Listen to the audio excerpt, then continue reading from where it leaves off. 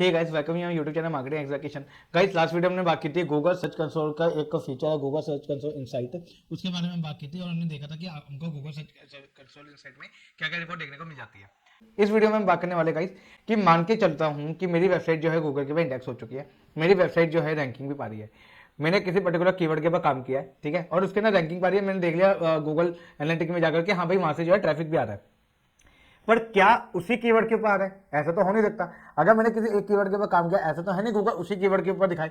Google जो है उसके सिमिलर कीवर्ड के ऊपर भी तो दिखा सकता है। तो उसके लिए हमको यूज करना होता है परफॉर्मेंस रिपोर्ट का। तो उसके लिए मैं आपको लेकर चलता हूँ परफॉर्मेंस रिपोर्ट के टाइप में। यहाँ पे अगर आप देखेंगे गाइस तो यहाँ पे आपको परफॉर्मेंस आपको दिख जाएगी कि आपकी यूआरएल के ऊपर, मतलब आपका जो है यूआरएल पर कोई भी वेब पेज का यूआरएल एससीआरपी के ऊपर कैसे परफॉर्म करता है, यहाँ पे आपको पूरा पूरा उसका आइडिया लग जाएगा। तो यहाँ पे अगर आप देखेंगे तो यहाँ पे सर्च टाइप दिख रहा है, यहाँ वेब है, इमेज है, वीडियो है, न्यूज है। तो पहले हम ये समझते हैं कि सर्च टाइप का मतलब क्या है।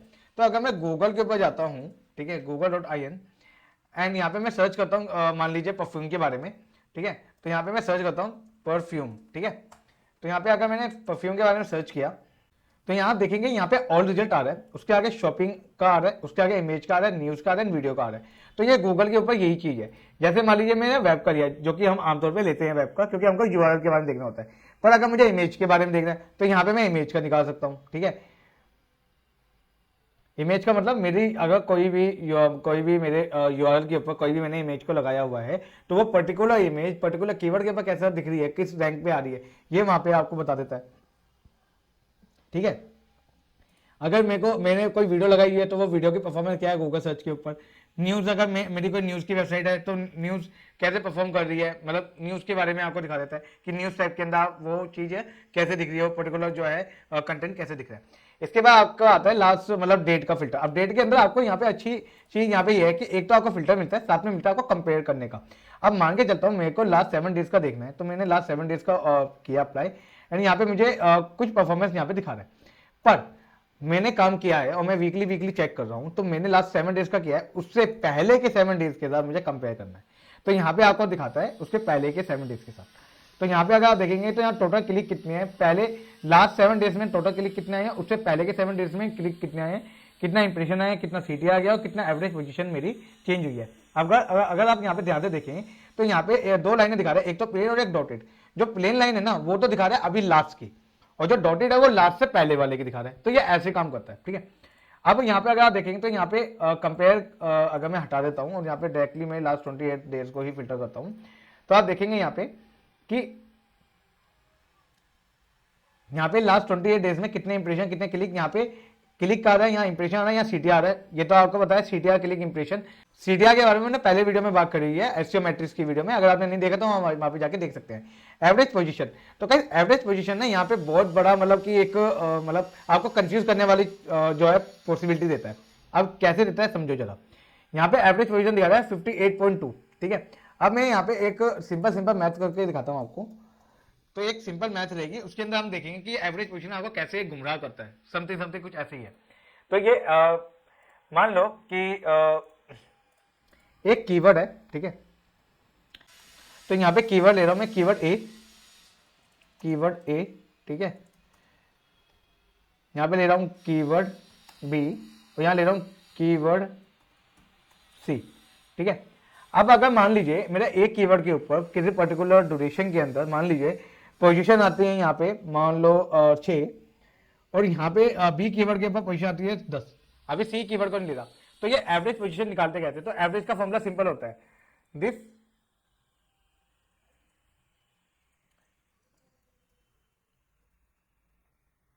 प्लस दिस, ठीक है, एंड देन डिवाइड बाय में 2। तो ऐसे करके तो एवरेज पोजीशन आ रही है 8। लेकिन मान के चलता हूँ कोई नया कीवर्ड जिसके ऊपर मैं काम करना शुरू कर रहा हूँ और मैंने उसको देखा, तो यहाँ पे ये दिखा रहा है 103, मान लो 103 की पोजीशन।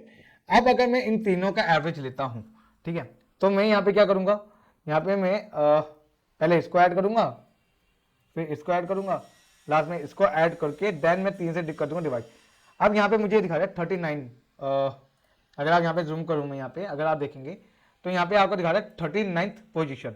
पर क्या ये पोजीशन सही है? एब्सोल्युटली नहीं। क्यों? क्योंकि एक में 6 नंबर पे आ रहा हूँ, एक में 10 नंबर पे और एक में 103 नंबर पे। तो आप इसको लेके के ये मत सोचना कि मेरी पोजीशन अच्छी हो गई है, ये इसको मैटर मत करना। जल्दी से। अगर आपको इसको मैटर करना तो इसका तरीका मैं बता देता हूँ। आपको क्या करना है, आपको अब आ जाना है क्वेरी वाले सेक्शन में। पहले मैं बता दूं क्वेरी का सेक्शन है क्या। क्वेरी वाली सेक्शन में आपको वो क्वेरी देखने को मिलती है जिनके ऊपर आप जो है आपकी पर्टिकुलर वेबसाइट रैंक कर रही है, वेबसाइट और वेब पेज, ठीक है। पेजेस के अंदर आपको दिख जाता है कि कौन कौन से पेजेस कहाँ का रैंक कर रहे हैं, जैसे कितने क्लिक आए हैं, कितने इंप्रेशन, कितना सीटीआर बना और कितनी पोजीशन है। कंट्री वाले के अंदर आपको दिख जाता है कि कौन कौन सी कंट्री से आपको ट्रैफिक आ रहा है। डिवाइस के अंदर आपको दिख जाता है कि कौन कौन से डिवाइस से आपको ट्रैफिक आ रहा है, ठीक है। अगर आप किसी पर्टिकुलर डिवाइस को भी अगर आप यहाँ पे फिल्टर लगाने आते हो, जस्ट डिवाइस के ऊपर क्लिक कर दो, यहाँ पे सीधा फिल्टर के अंदर डिवाइस आ जाएगा।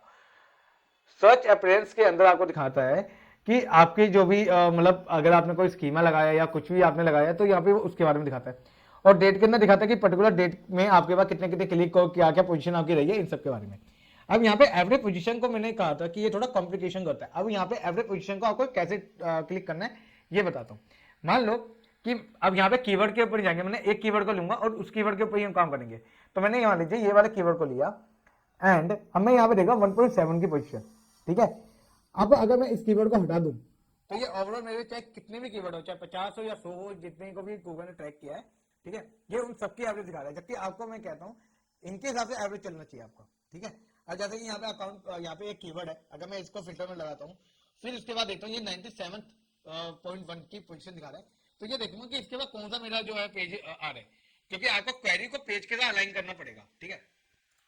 अगर मैं इसके अंदर केवल इसका मेन कीवर्ड लेता हूँ, जो इसका डोमेन नेम है, जो कंपनी का नाम है एक्चुअली, तो अगर मैं उसके अंदर देखता हूँ, फिर मैं देखूंगा कि इसके अंदर कौन कौन से पेज मेरे आ रहे हैं। अब देखो मेन कीवर्ड के अंदर, मेरे मेन क्वेरी के अंदर पेजेस मेरे आ रहे हैं 5, पर क्या मुझे 5 के ऊपर ट्रैक करना है? नहीं, मेरा कैरियर के ऊपर मेरा कोई फोकस नहीं है, मेरा अबाउट अस के ऊपर इतना फोकस नहीं है, सर्विस के ऊपर मेरा अलग से कीवर्ड है, ठीक है, टैक्स के ऊपर अलग से कीवर्ड है, मेरा मेन ये पेज है। अब मैं इस पेज को लूंगा और अब मैं एग्जैक्टली समझ सकता हूं कि इस कीवर्ड के ऊपर, इस पेज के ऊपर मेरे कौन सी कंट्री से मेरे पास ट्रैफिक आ रहा है, कौन से डिवाइस से ट्रैफिक आ रहा है, क्या सर्च अपीयरेंस है, कि कौन कौन सी डेट को आ रहा है, तो मैं इस हिसाब से इसको यूज करूंगा। लेकिन अगर मैंने यहाँ पे इसको हटा दिया, अब ये 1.2 की पोजीशन है, ठीक है, अगर मैं इसको यहाँ से हटाता हूँ और यहाँ पे पेजेस के पास जाता हूँ, तो आप देखेंगे यहाँ पे पेजेस की अलग अलग पोजीशन है, 1.2 है, 10 है, फिर 10 है, फिर 1 है, फिर 1। अगर मैं सबको टोटल करता हूँ तो ये 23 के आसपास आता है, और 23 डिवाइड बाय में 5 कितना आ गया, 5 की पोजीशन। तो ये ऐसा कुछ कॉम्प्लिकेशन करता है, तो आपको इसको जो है थोड़ा सा ध्यान में रख के आपको काम करना पड़ेगा। तो गाइस उम्मीद है आपको परफॉर्मेंस वाला टाइप समझ आया होगा।